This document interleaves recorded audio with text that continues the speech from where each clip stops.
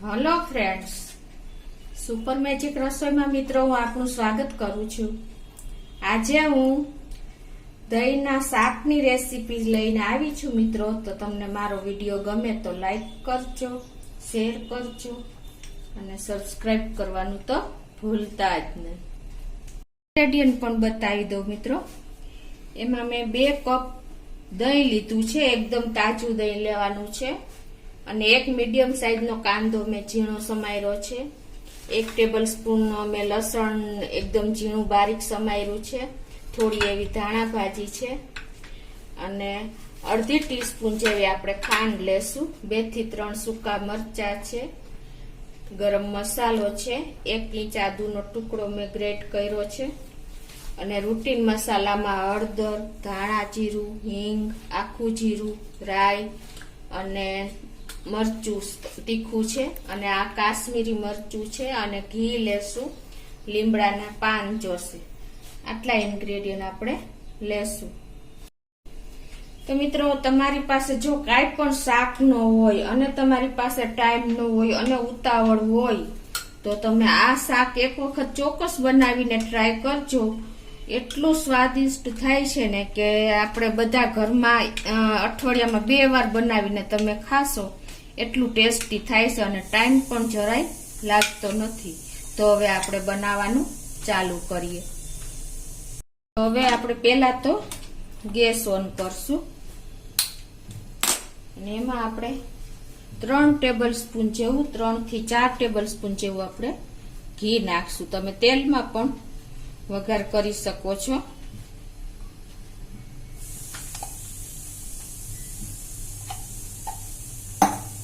હવે આપણું ઘી ગરમ થાય એટલે એમાં આપણે અડધી ટીસ્પૂન જેવું જીરું નાખશું।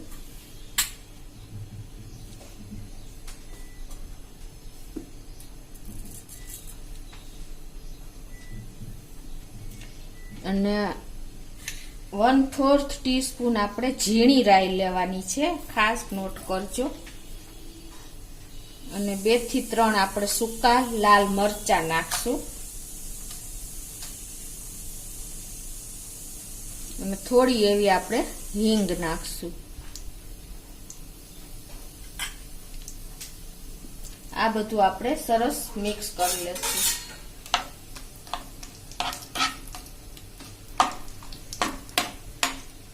ગેસની ફ્લેમ અત્યારે આપણે મીડિયમ રાખશું।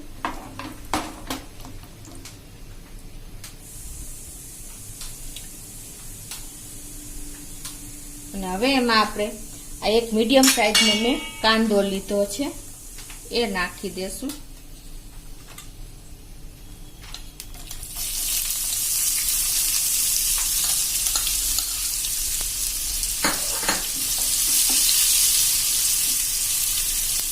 અને 1 ટેબલ સ્પૂન એકદમ બારીક સમારેલું મેં લસણ લીધું છે।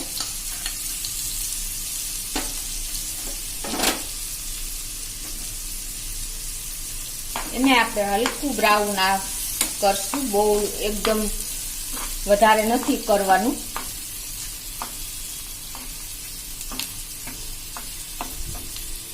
અને 5 થી 6 એવા લીમડાના આપણે પત્તા નાખી દેશું।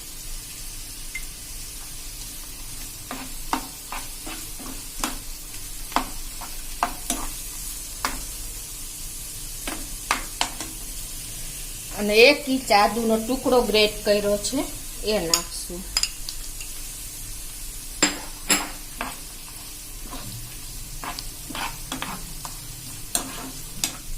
અને આને આપણે મીડિયમ ફ્લેમ ઉપર લાઈટ સેજ જેવું થાય ને બ્રાઉન ત્યાં સુધી જ આપણે આને શેકવાનું છે, વધારે નથી કરવાનું કૂક।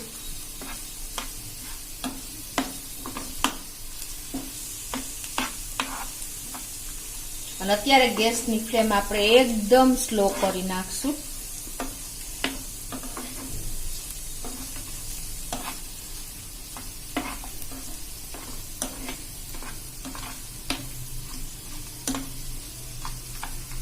મિત્રો, આ શાકનો ટેસ્ટ તમને મોઢામાં રહી જાય ને એવો સરસ લાગે છે। આપણે ગુજરાતી લોકોને ઘરમાં દહીં તો અવેલેબલ હોય જ છે. બધા ઘરના જ ઇન્ગ્રેડિયન્ટ આપણે લીધા છે અને બધા ઇન્ગ્રેડિયન્ટ એવા છે કે મોસ્ટ ઓફ આપણે ઘરમાં હોય જ છે ગુજરાતી લોકોને. તો હવે ગેસની ફ્લેમ સ્લો કર્યા પછી મિત્રો આપણે એમાં મસાલા કરશું.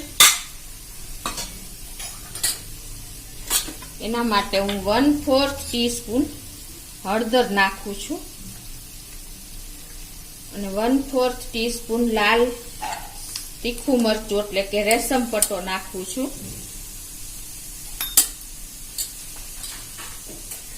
અને 1/4 ટીસ્પૂન ગરમ મસાલો નાખું છું.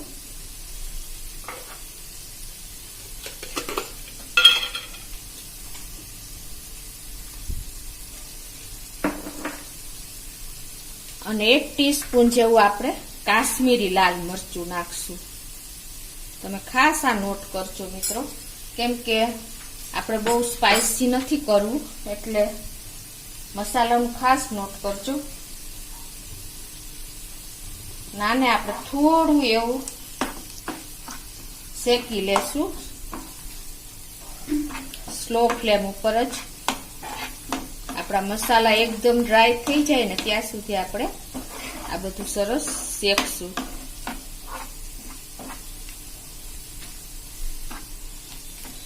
અને હવે આપણે ગેસ બંધ કરીને આ ઠંડુ થવા દેશું. આપણે ચાલુ ગેસ નથી રાખવાનો અને ઠંડુ કરી નાખવાનું છે હલકું એવું.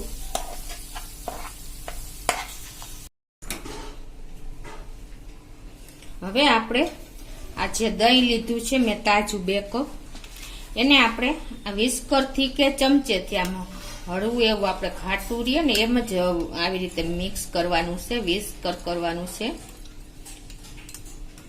આપણું દહીં એકદમ ઘાટું હશે ને તો જ આપણે સરસ આ દહીંનો શાક લાગશે, એટલે એ પણ તમે ખાસ નોટ કરજો.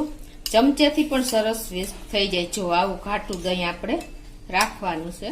તમે 1 થી 2 મિનિટ આ રીતે વિસ્કરથી કે ચમચેથી કરશો ને એટલે સરસ આપણું દહીં તૈયાર થઈ જશે.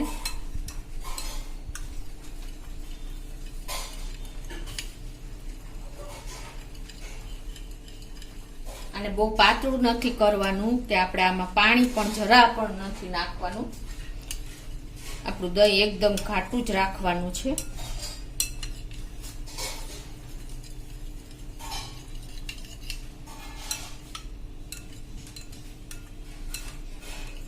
હવે જો આપણો આ તડકો એટલે કે વઘાર પણ જો હલકો એવો ઠંડો થઈ ગયો છે. આપણે ગેસ નથી ઓન રાખવાનો કે એકદમ ગરમમાં પણ આપણે દહીં નથી નાખવાનું. તમે ખાસ આ પણ નોટ કરજો. આપણું હલકું એવું આ વઘાર ઠંડો થાય ને એટલે પછી જ આપણે આમાં દહીં એડ કરશું. તો હવે હું આજે આપણે વિસ્કરથી વિસ્ક કર્યું છે એ ઘાટું દહીં આપણે આમાં નાખી દેશું.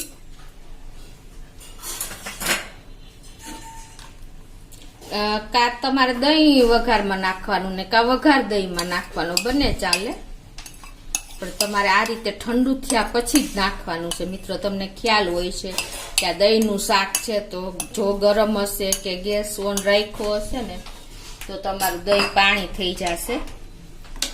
જો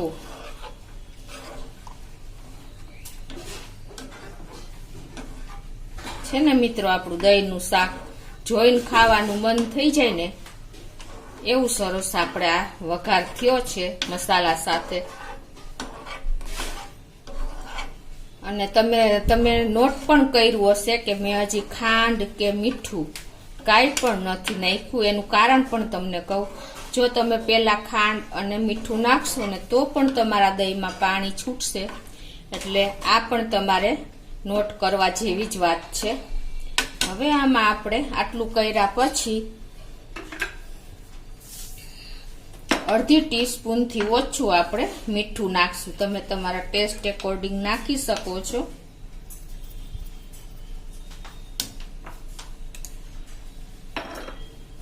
અને 1/4 ટીસ્પૂન જેવી આપણે સુગર નાખશું, કેમ કે આપણું દહીં એકદમ ફ્રેશ જ છે, તાજું જ છે, એટલે આપણે બહુ ખાંડની પણ જરૂર નહીં પડે.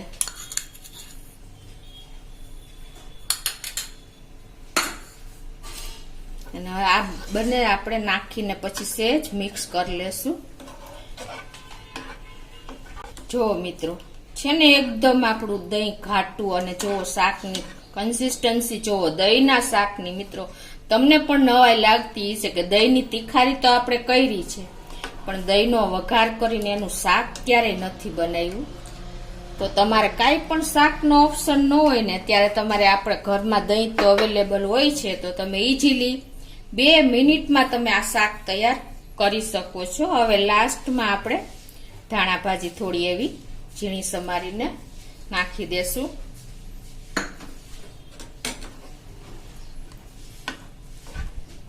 જો મિત્રો આપણા શાકનું લુક જુઓ, એનો વઘાર જુઓ, છે ને એકદમ લાઈવ, ખાવાનું મન થઈ જાય એવું.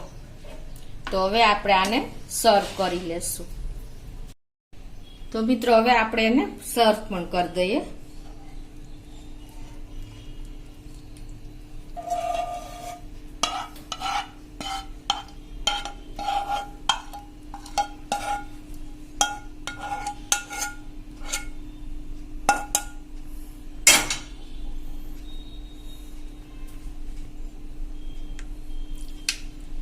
તો મિત્રો આપણા દહીંનું શાક એકદમ રેડી છે, પરફેક્ટ ખાવા માટે તૈયાર છે.